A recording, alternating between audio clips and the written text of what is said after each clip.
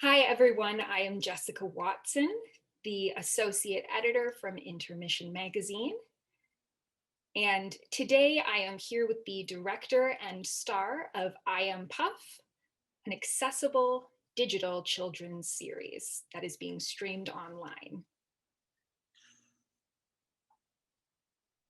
Hello. I'm so happy to be here with you today, Jessica. I'll introduce myself. I'm Dawn Jani Birley, and I've just shown folks my sign name. I am culturally deaf, and so for somebody who's culturally deaf, it's important that we recognize ourselves through our sign names as well. My sign name is very critical to me, more important than the English name, which I know is ironic for people who are hearing who identify through their spoken name. So I was able to show you my sign name, which was up near the side of my head. I'm using American Sign Language. We have an interpreter, Sheila, today, who is the voice that you'll be hearing as I'm speaking. Just to give you a little bit of background on who I am. I was born and raised in Saskatchewan, and I am from a third generation deaf family, which means that everyone around me growing up was deaf and were signing. My parents, my grandparents, my sister were all deaf. I have one uncle who can hear, so he's the exception. But I grew up on a farm where, of course, the animals, I assume, were also hearing on the farm, but otherwise we were a deaf family. I went to a school that was a mainstream program for my whole life, and then I went to Gallaudet University, which is the only liberal arts university for the deaf in the world. And after that, I decided the world was my playground, and off I went on adventures, ended up in Europe, and have lived in Europe really for the past 22 years. Wow. I have very, very recently, in the last 1 to 2 years, and especially now with the advent of the pandemic, have had the opportunity to focus on my own company, which is 1S1 Theatre. And the reason it's called 1S1, people may wonder what is the symbolic meaning of that. But for me, I took it from the sign 1S1, which is signed like this, which means to provoke. Oh. So we're using what the signs were, the one, that's a one, but this is the sign S. But when it goes back out towards the one, it actually becomes the whole sign to provoke. But if I were to take the individual parts of that sign apart, it is 1S1. So that's where the origins of the company name came from. Many people wonder why I established 1S1, and the real reason is that I wanted to produce more art that was from a deaf perspective. And after Prince Hamlet, which was a production I was involved in, where we were able to see that there could be that melding of two worlds, and it was a wonderful production, I realized that we could do so much more than just that one production. I went abroad and studied in London for my master's in physical theater. And that was honestly one of the most difficult and challenging experience of my whole life. They made me think that I must approach the world differently, do something different. I had to keep asking myself, why am I constantly fighting the same battle that my grandparents fought? Mm-hmm. I realized that things hadn't changed, but art could be a really powerful medium to push for positive change in the world. And so I have big plans. And with 1S1, I see them coming to fruition. With I Am Puff, those are all just the beginnings of the change I want to see happen. Great. So that leads me to Michelle as well. Michelle is here from Why Not Theater. And Michelle, what is the working relationship between Why Not and 1S1, and how did this come to be? Yeah, so I am here as a producer for Why Not Theater, as you mentioned. And then also, my role has developed in a sense that I'm also now, a general manager type role for Don's company, 1S1. Um, so, yeah, I think there's a long answer to this question. Dawn was involved with Why Not's production of Prince Hamlet, as she mentioned, and played such a crucial role in the development of that piece and the framing and the kind of artistic vision for how we were going to approach this work. And that approach changed dramatically with Dawn's, input and and vision collaboratively with that director and the creative team. And Dawn has just always been an artist that the company is super excited about. So we've always been trying to find ways that we can continue to support her work and her vision for all of these incredible pieces and initiatives that she is leading. And then more recently, through the share stream of Why Not Theater, which is specifically devoted to offering our resources and our kind of company infrastructure to other small collectives and individual artists, we've developed a relationship with Dawn and 1S1 Theater through the share stream of programming at Why Not, which is the area of the company that I produce. And yeah, have just been working really, really closely with her, basically as the kind of administrative back end of 1S1, as well as, a just really close collaborator. As you'll probably hear, there's a number of exciting projects that 1S1 is producing and creating. I Am Puff, of course, is, the exciting one that we're going to talk about today. But this is a really exciting process for us at Why Not for so many reasons too. I mean, there's so much that we're learning about the hearing deaf collaboration, that we learn every time we meet with Dawn about how can we kind of create this new model that we really don't see anywhere else, where a hearing and a deaf company are really, really close collaborators. We're changing the way that we think about things and that we do things.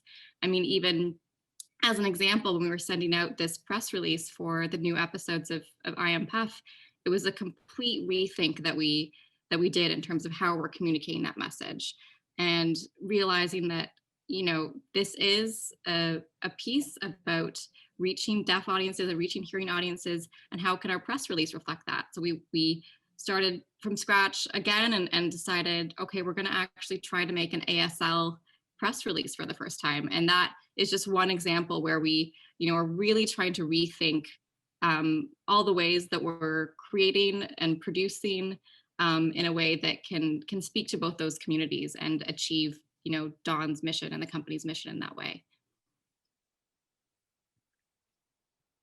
Yeah, sure. Just to jump in, I'd like to just add to what Michelle was saying. I can't do this work without Why Not support. I wouldn't be here without them. Ravi and Miriam have been so encouraging, and were always there behind me. And I was apprehensive about the idea of setting up my own company because, and I had to try to explain to them, I'm apprehensive because of that overall system. It is not easy to navigate these very, very rough waters. And swimming out there alone is pretty well an impossibility. I needed to have allies to make this happen. And so, as Michelle mentioned, we really are creating a new model for theater.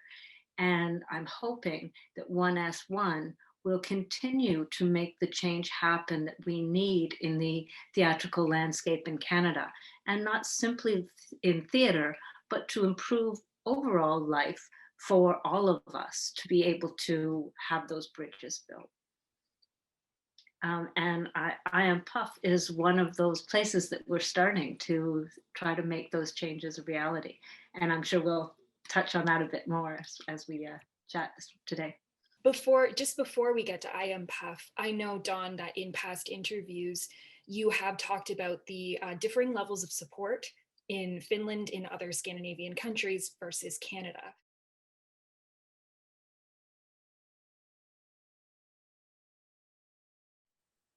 Sure.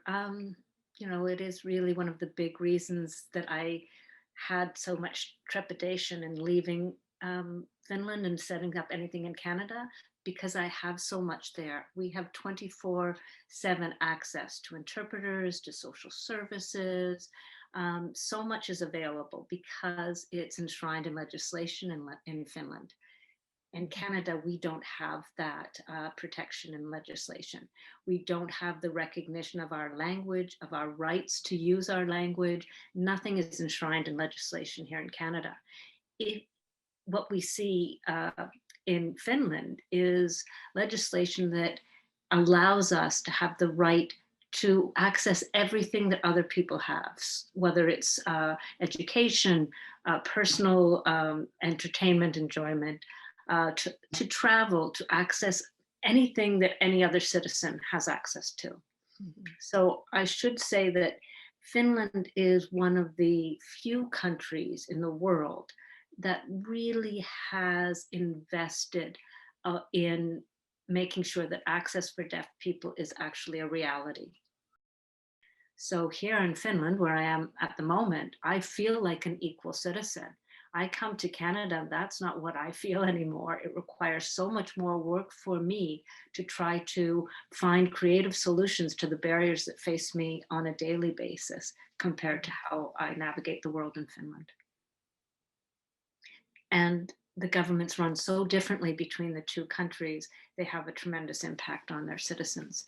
So for Prince Hamlet, when we did that production, a huge part of that success was because the Finnish government actually paid for the interpreters that worked behind the scenes to make that production a reality. The Canadian government did not. So without the Finnish government's support, Prince Hamlet probably never would have been a reality. To see that a production taking place here would require international support to even happen, that is disappointing, but it's so incredible that that managed to come together, and I'm very glad it did. I mean, on that same note too, I Am Puff seems to be truly an international endeavor. I know that there were parties involved in Finland, in Canada, I heard in Russia as well. How did all that come about? How did that happen? I think that maybe it was fate. I don't know. Just the timing was right. Maybe COVID actually, there's something to be thankful for where we ended up in some ways, because I do think that with the onset of the pandemic, I know that I was flying from Vancouver to Finland, just getting ready for my next production. And that would have been over a year ago. Was March of last year, right just in the heat of the onset of the pandemic. And, it was a scary experience to get on a plane and fly back to Finland trying to get information and obviously not getting access to it. Finland has interpreters on TV, so I was able to watch the Finnish news to get my information. I didn't get it from Canada. So of course, jobs were all put on hold, weren't they? So all of us were suddenly at a standstill. After about a month to maybe 3 months, we realized that, things are getting even more dire. And I thought to myself, okay, wait a minute, imagine what's happening with deaf children right now. They're all, staying at home. And I want to point out that 90% of deaf children are born to parents and family who hear. And I just couldn't imagine what was happening in terms of the amount of isolation these children must be feeling if many of the families don't sign. Deaf children go to schools for the deaf where they find a home, really, culturally, because all around them there is accessible language. People sign, they see people who, they see themselves reflected in their friends and the people in the school. And when they get home, there's many deaf children who feel very isolated in their own home. And now with the pandemic, without having that opportunity to be with other deaf children, I thought, what's happening to them? And suddenly I remembered Puff. And so I was obviously very excited about that because, you know, an excellent animator that I know who is also deaf who does outstanding work. I reached out to and thought, can we give this a try? We all decided, let's just dive right into it. And so the creative juices started flowing and everything had to be done remotely. We were not in the same room, same country. And I began writing with the director some script, some storylines for those 3 pilot episodes. And then I had to talk with the fellow in Russia who doesn't use American Sign Language, doesn't read English. So I had to speak to him. He uses Russian Sign Language. I talked about the concept, videotaped myself, sent him the file. He then did the storyboarding, developed all of that. And I then began to film myself in the character. I wanted to point out that all of this creative team were all deaf too. So when I was in the process of producing this, I at the same time thought, wait a minute, what about that hearing audience out there? Maybe they'd like to understand something of our world, and maybe Puff can help them understand. So, we finished what we had, which was mainly deaf oriented at first. And we then began to brainstorm in terms of how we could get a hearing audience to be part of this experience as well. And boy, it was challenging because obviously I was signing, there was no spoken aspect. So I spoke to Miriam and we began to play with how can we have a balance of voice and sound, as well as the ASL character who is Puff. But we thought we'd do this as a pilot and give it a try and sort of roll around in it for a while.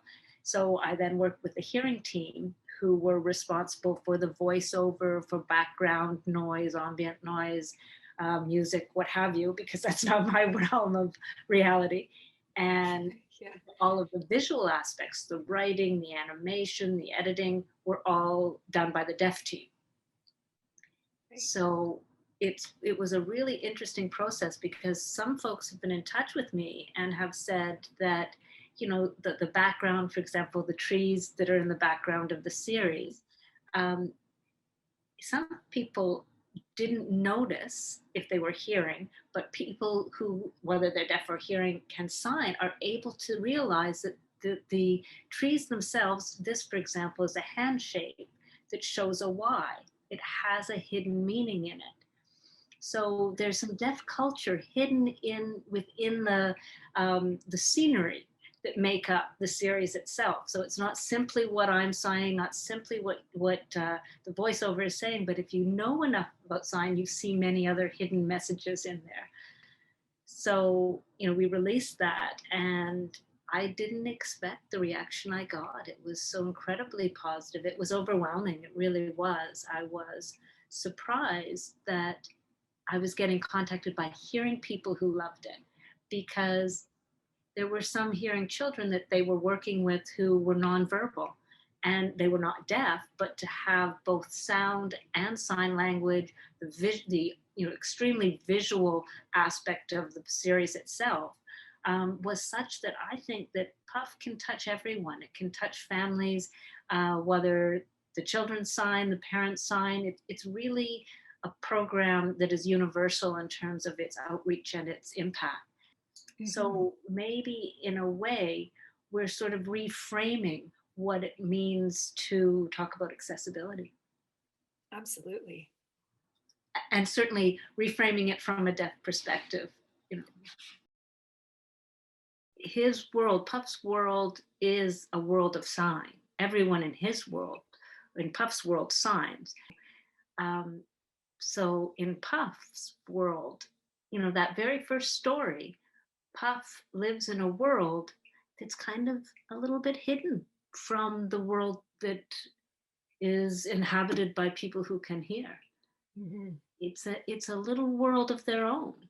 And so, the teachers within that world can explain that there's a bigger world out there somewhere that doesn't do what we do here. And that piques Puff's curiosity, because I know myself as a child, I grew up in a deaf world and didn't know about that majority hearing world until I entered the education system, which turned my world on its head, believe me. So Puff is curious and wants to experience that world. And so he gets the binoculars and off they go, Puff heads to this second world.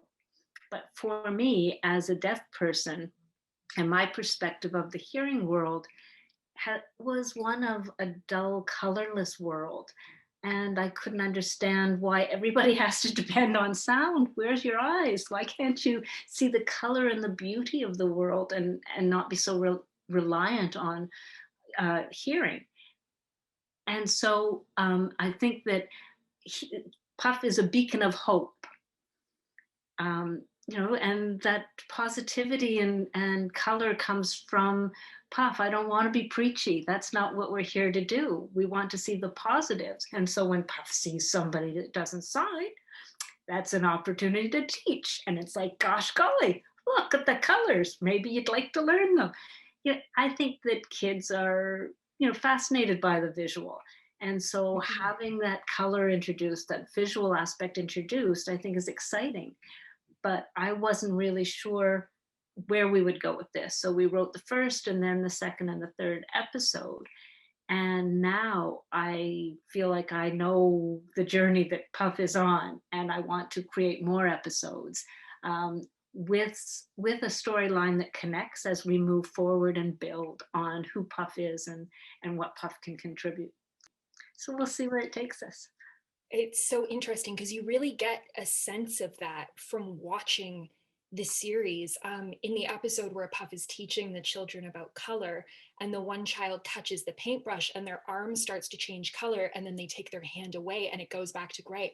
I got really emotional, but it wasn't, like you said, it wasn't preachy. It was just that joy that Puff was giving them. It was like, no, keep touching it. You want to have that joy in your life. Oh, I just wanted to say something that, before this interview, actually, I received an email from an artist friend of mine who is in Toronto, and it was really touching. It's a hearing person, and she has a 3-year-old daughter, 3 to 5, I can't remember their exact age, who's also hearing, and the two of them were watching Puff together last night. And my friend said that she was shocked to see her daughter get so excited about Puff and started to copy the signs without any prompting from the mom. Not trying to teach her, look, try this. The little girl just spontaneously did that. And I think just children can be so open to taking what they have there and receiving this kind of message. So that's my goal, to make sure that hearing children are able to see that signing is just something that's kind of cool, and they might want to learn to do that too. And it's just spontaneous interest. And that's how our friendships and our allies later in life are going to be able to join this movement and be wanting to work together if we start at that age, right? And get people excited. on that note, what are the changes that you hope to see occurring, not just in Canada, but in the world at large when it comes to inclusion and accessibility, not just in theater or children's programming, but in visual media at large, in the world at large, in education? Like, what do you think the next steps would be, or what changes do you hope to see? Um, there's a lot of discussion going on right now about inclusion. You hear that word a lot. Um, that issue is something that we need to take a second look at. What does inclusion actually mean? inclusion by whom and for whom. So, for example, including deaf people in TV and theater and so on, so that we're seen there and represented, sounds good. But most of the stereotypes that we see presented are very negative because they come from a hearing perspective of what it means to be deaf, and it's not a positive view. So, for example, if we look at Black Lives Matter, I think society is beginning to say, yeah, well, we've got a lot of work to do. There's a lot of unpacking and soul searching, really. But when I looked at that movement, I had to look at it from also my own experience and say, there's so many forms of oppression.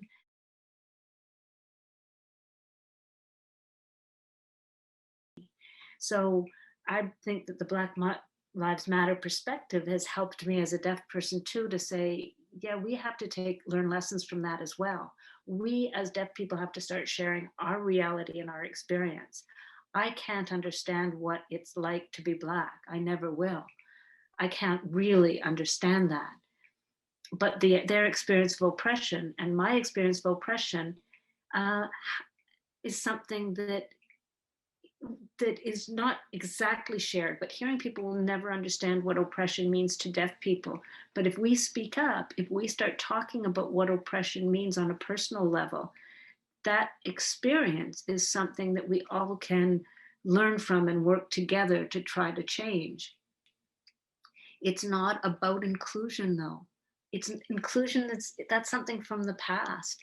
It's about intersectionality now. I see it as something very different.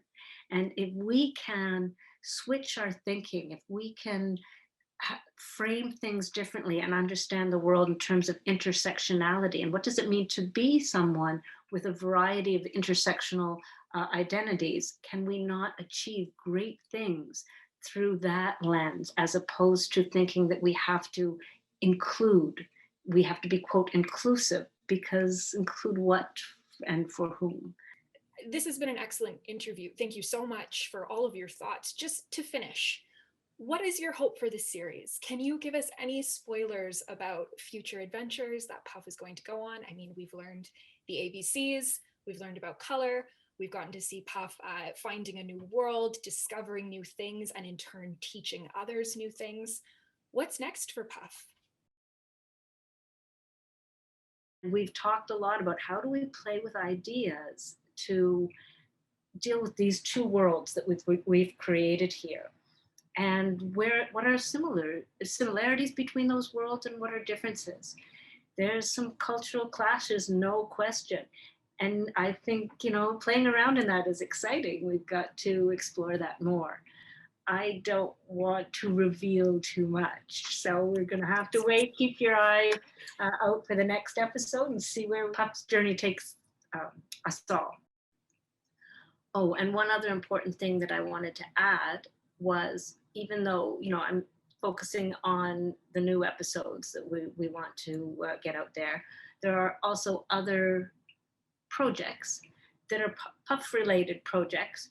We're focusing right now on a reading and writing and signing project that would use Puff as the center, a character that would help to teach reading, writing, and sign language. So not in the episode, this would be an app. So we're looking at the development of a new app in collaboration with Gallaudet University. They have a co-motion lab, it's called, and they focus on deaf literacy specifically. So deaf people learning to read and write and so on, and sign. So there are a lot of myths out there that hearing people subscribe to, that deaf people have very low literacy. They have problems with reading and writing. But that is not the case. The origins of that come from an education system that has been problematic. Many of the teachers in teaching deaf children don't sign themselves. And so children don't understand what the teacher is even trying to teach. So of course it's going to impact their literacy skills if they don't have access to that. And 90% of deaf children, as I mentioned, are born to hearing families, parents who are hearing. And so from the age of birth to 5, which is that critical period for language development, many of these children who are deaf have been really language deprived. Because they don't have access to a language. Parents don't know sign language. The medical view or pathological view of deafness is one that encourages children to learn to speak and lip read. There's not adequate support for the hearing family members to know how to nurture their child. I mean, there's so much research that has been done that shows that deaf children really do require a bilingual approach. They need to be taught in a bilingual setting that includes both English and sign language, or the language of the country and the sign language of the country. And they need to have access to that. So that's another thing I'm hoping to change as well, to try to offer some support, show how sign language and written language are actually two separate and distinct languages, and how they can be used to support each other. So I'm making new episodes and a Puff app that will deal with literacy, and oh my gosh, that's a lot going on. Well, thank you so much, Dawn, Michelle, and Sheila, for joining me today. And thank you for giving us your time and talking with us about the amazing creation that is I Am Puff. Thank you so much for having me and Michelle, and giving us that chance to really share, our wonderful, joyful news about what's coming up. And Puff says thanks as well.